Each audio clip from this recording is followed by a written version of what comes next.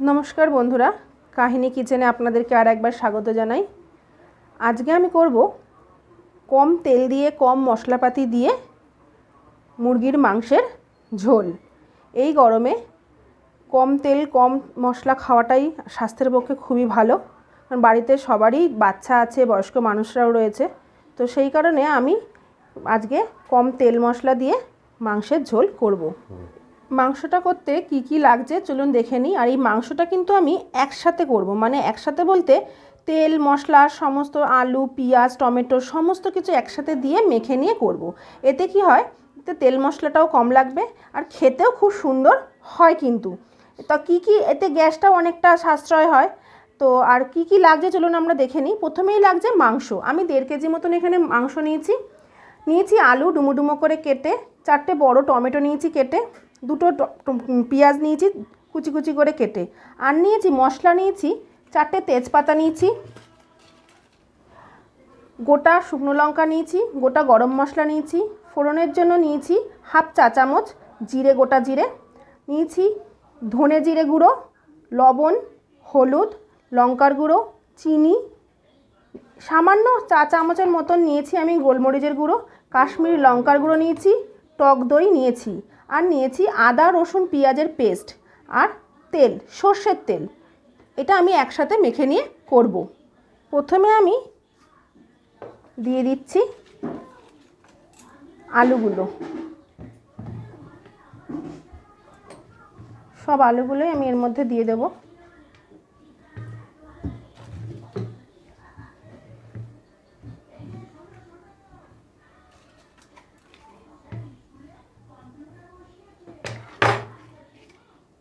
টমেটোগুলো দিয়ে দিলাম, পেঁয়াজটাও দিয়ে দিলাম,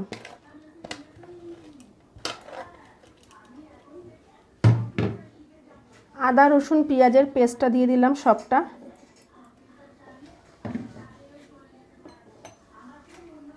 লবণটা দিয়ে দিলাম, ধনে জিরে গুঁড়ো,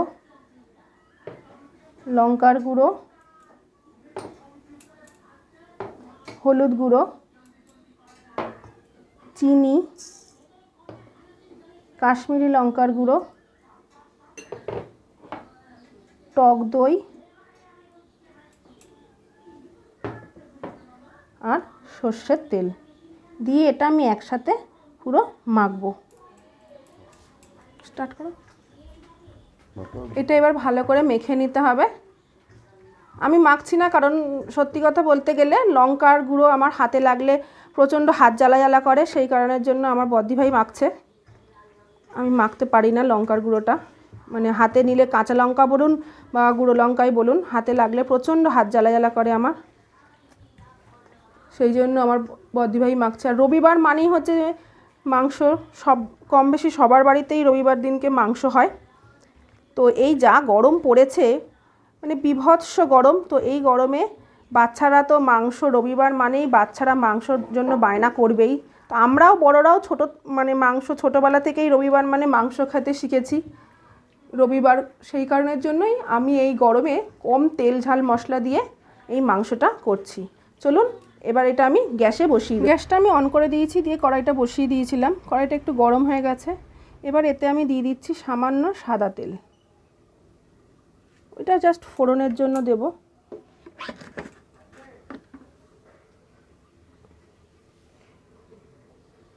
তেলটা গরম হয়ে গেছে, যেহেতু কড়াইটা আগে থেকে বসিয়েছিলাম আমি, তো আমি এটা তেজপাতা দিয়ে দিলাম, গোটা জিরে দিলাম, 4টে শুকনো লঙ্কা দিলাম, আর গোটা গরম মশলা দিয়ে দিলাম।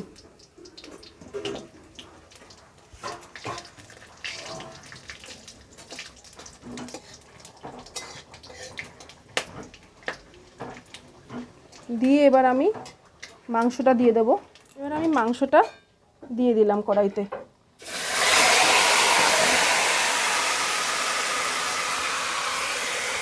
এটা একটুখানি সেঁকে দিচ্ছি, এতে সামান্য জল দিতে পারেন আবার নাও দিতে পারেন। আমি যেরকম কোনো জল দেবো না, কারণ মাংস থেকে তো জল বেরোবেই, কারণ জল যখন মাংসটা ধোয়া হয়েছে ভালো করেই ধুয়ে তাও যতই নেওয়া হোক একটা জল বেরোয়, তো সেই জন্য আমি এতে আজ কোনো জল দিলাম না।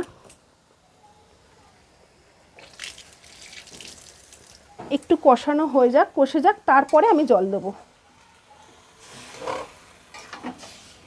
এইভাবে আমি গ্যাসটাকে হাই করে দিলাম, দিয়ে আমি 3-4 মিনিট একটু নাড়িয়ে চাপা দিয়ে দেবো।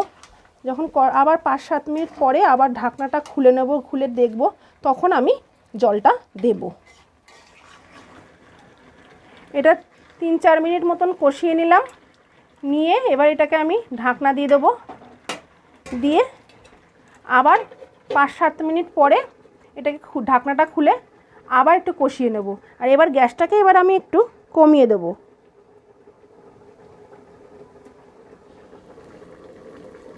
এবার আমি ঢাকনাটা খুলে দেখব কতটা কষানো হয়েছে।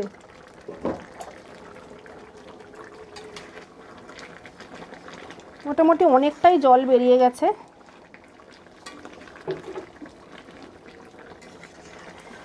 এটা আরও মিনিট 5-7 কষবে। মাঝে মাঝে কিন্তু খুলে একবার করে দেখবেন যাতে নিচে লেগে না যায়।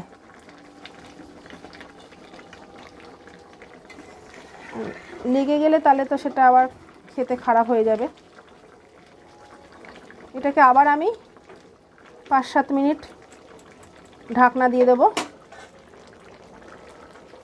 ততক্ষণ এদিকে মাংসটা হোক, আমি এদিকে একটু চা করে নিই।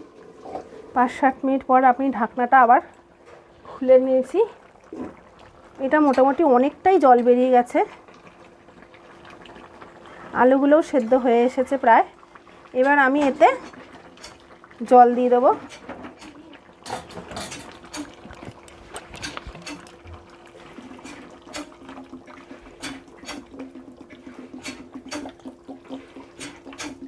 যেহেতু পাতলা ঝোল হবে সেহেতু আমি এটাতে একটু বেশি জল দিলাম। দিয়ে এটাকে এবার ফুটতে দিতে হবে। তারপরে নুনটা আর ঝালটা একটু দেখতে হবে, কারণ ঝালটা একটু কমই আমাদের বাড়ির সবাই খায়। আর নুনটা একটু দেখতে হবে। আর ঝাল নুনটা তো যার যার স্বাদ মতন, আপনারা কীরকম যে যেরকম ঝাল খাবেন, নুন খাবেন, সেরকমভাবে দেবেন। এবার এটা আমি ঢাকনা দিয়ে দেবো।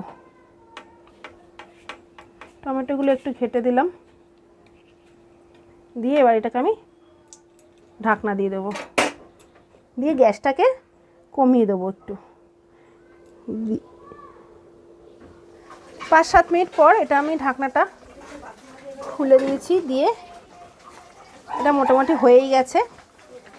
এবার ঝালটা আর নুনটা একটু দেখে নিতে হবে, যার যার নিজস্ব ব্যক্তিগত ব্যাপার ঝালটা নুনটা। আমার যেমন একটু নুন লাগবে, এই জন্য আমি আর একটু নুন দিয়ে দিচ্ছি।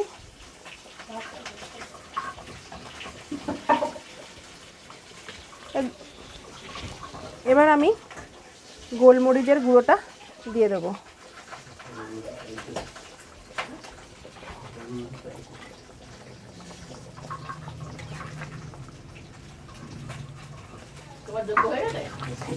এবার এটা হয়ে গেছে, এবার এটাকে আমার নামিয়ে দেবো। এবার গার্নিশিংয়ের জন্য আপনারা ওপর থেকে একটুখানি সুন্দর দেখাবে ধনেপাতা দিতে পারেন, তবে আমি দেবো না। ধনেপাতা দিলে আমার মেয়ে খাবে না, আমার মেয়ে ধনেপাতাটা পছন্দ করে না। এটা হয়ে গেছে, এবার এটাকে আমি গ্যাসটা বন্ধ করে দেব। যদি আমার এই রান্নাটা আপনাদের ভালো লেগে থাকে অবশ্যই লাইক করবেন, কমেন্ট করবেন আর শেয়ার করবেন। আর অবশ্যই সাবস্ক্রাইব করতে কিন্তু ভুলবেন না। নতুন নতুন ভিডিও আরও দেখার জন্য আমার এই চ্যানেলটা অবশ্যই ফলো করুন।